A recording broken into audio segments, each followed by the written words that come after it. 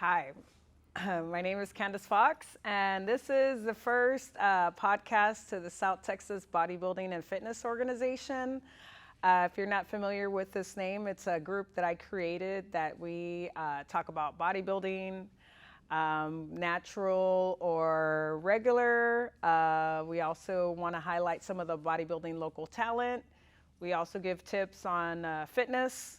We also highlight local fitness talent, real personal trainers and coaches that actually deliver results. And we are looking to do this at least once a month. Now, for me, again, my name is Candace Michelle Fox. I am a current retired WNBF pro fit body, pro figure competitor. If you're not familiar with WNBF, that's the World Natural Bodybuilding Federation. I was a pro with them for about 9 years, and now I've decided to move on with IFBB Physiques America as not only a competitor, but as a promoter and as a bodybuilding judge. So I've been in the bodybuilding and fitness industry for about 14, 15 years. So this is just an outlet to be able to provide important information to you guys that are interested. Also, like I said, I'm a promoter for IFBB Physiques America. I have my own bodybuilding show.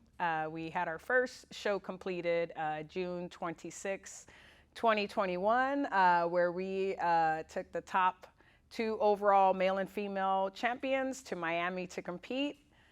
We are about to do that again next year for June 2022. We'll be doing the same thing.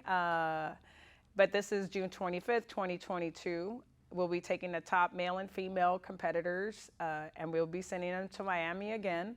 They will travel with me, all expense trip paid, registration paid, all those goody things that all competitors know are very expensive. From there, the show will be downtown McAllen, across from the La Plaza Mall, at the Wyndham Garden at La Plaza Mall Hotel.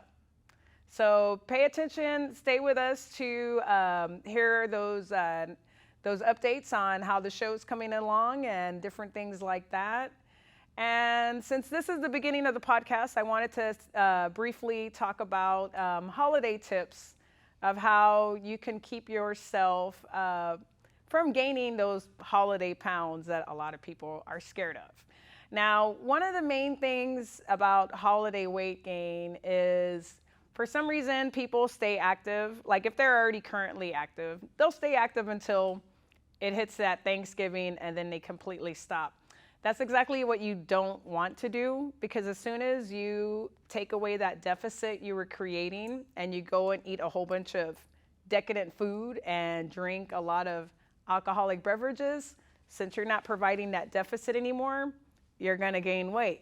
So what I tell a lot of my clients all the time is once we're getting close to Halloween, I'm already drilling my clients about how it's very important that they need to focus on only the days that are important to their family. Not all the different friends parties, not all the different corporate business parties, only what's important to your immediate family, because that will prevent you from going. I mean, you can go to these places, don't get me wrong, but you already have that mindset that you're not gonna overdrink, you're not gonna overeat at these parties. Because, I mean, we have to be honest, then you'll mess up all your fitness goals, you know? So I already started drilling them from then on. Just focus on those. If you just focus on Halloween, right? For your family, have fun that day. But then right after that, go back to your working out, go back to eating clean, all those things that you were currently doing. When it gets close to Thanksgiving, again, only focus on Thanksgiving that is important to your immediate family. Lately, Friendsgiving has been coming very popular, you know, and which is fine. You could get with your friends and all those things, but just be aware of what you're eating. Stay within what you should be eating and don't go overboard, because you're gonna, you know, sabotage yourself, you know.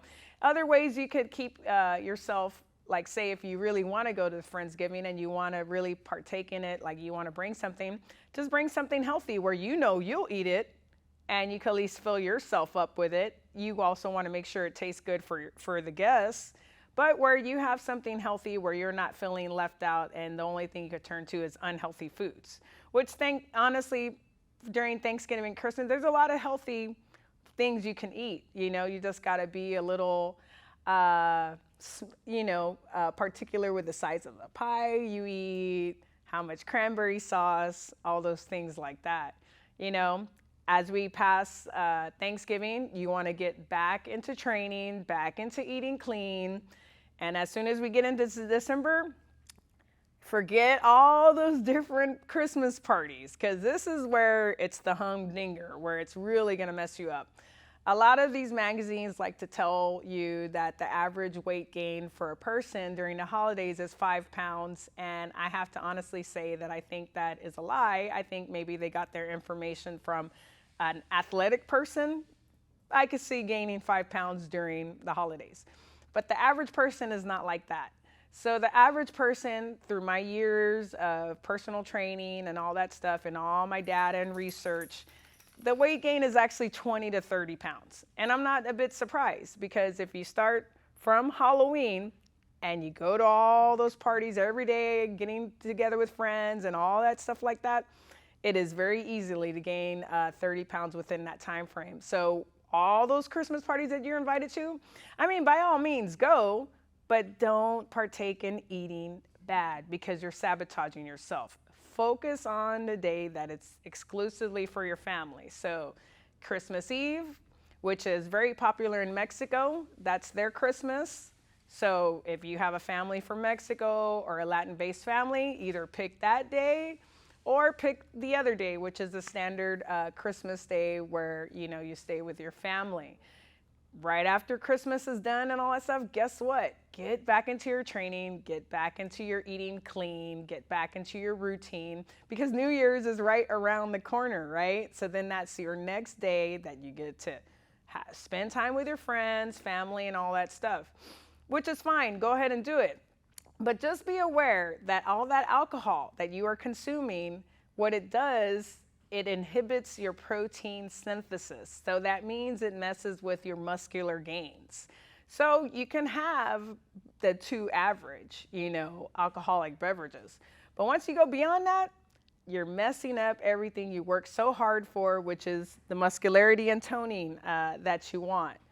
So that's just some basic tips for you guys. So you don't have to go back to January, and when it's the new year, new me, you can avoid that because you kept your weight gain to a minimum, because you did all those things.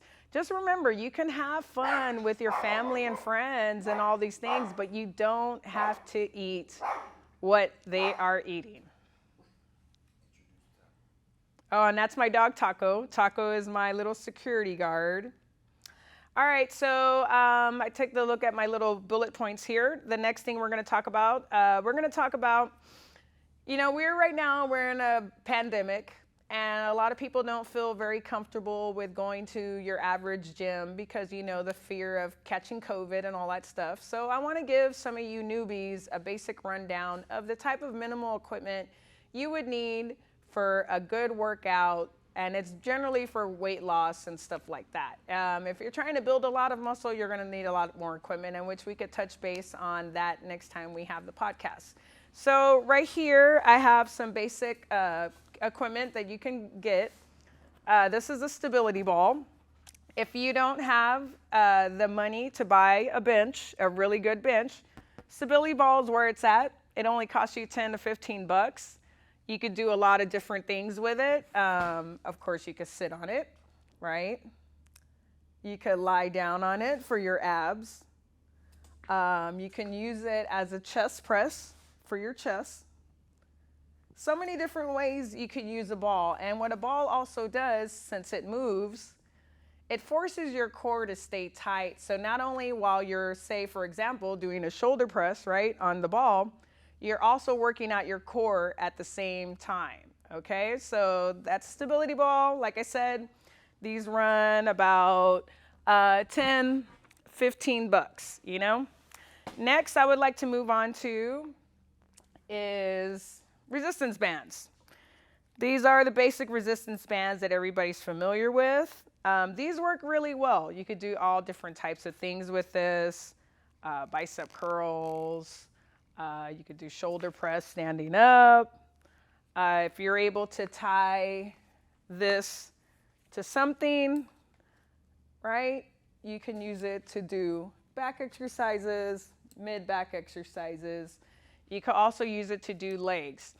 I would suggest not just buying one band. You want to buy the light all the way to extra heavy, because as you keep on training and you keep on getting stronger, you're going to need stronger bands as you go.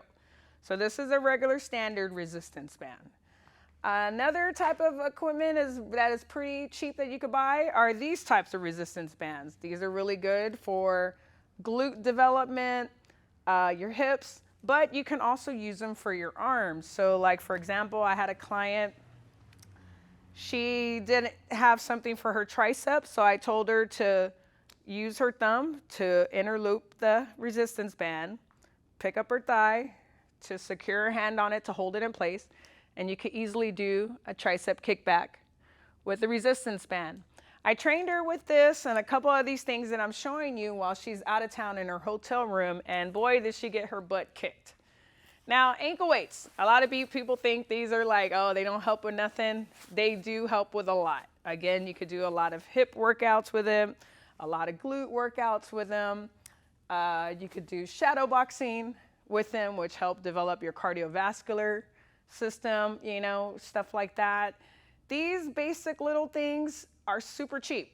You could probably buy all this with like $60, and you have a good startup to get your weight loss started. And you can use these equipment for a good, I would say 6 months before you would actually need something heavier. So that's a basic rundown of minimal equipment that you can buy. Again, my name is Candace Michelle Fox.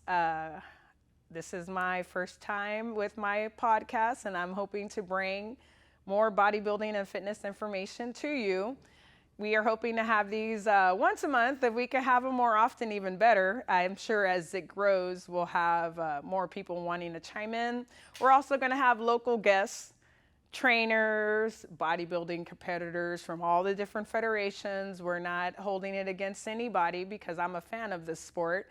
We also want to really show people what's important about fitness. A lot of you guys go through a lot of misinformation and you never meet your fitness goals. Well, that's why this podcast is being created, so we can start you on the way to get there. Now, if you feel you need some extra help, by all means, you can message me. You can find me at Instagram, Twitter, Facebook. All you got to do is put Candace M. Fox with 2 X's, and you'll find me. You can't miss it. My picture is me in my bodybuilding years. You can't miss those pictures. And if you need additional help, I have an online program. I could do virtual personal training, or if you're in my local area, we could do one-on-one training. Thank you very much.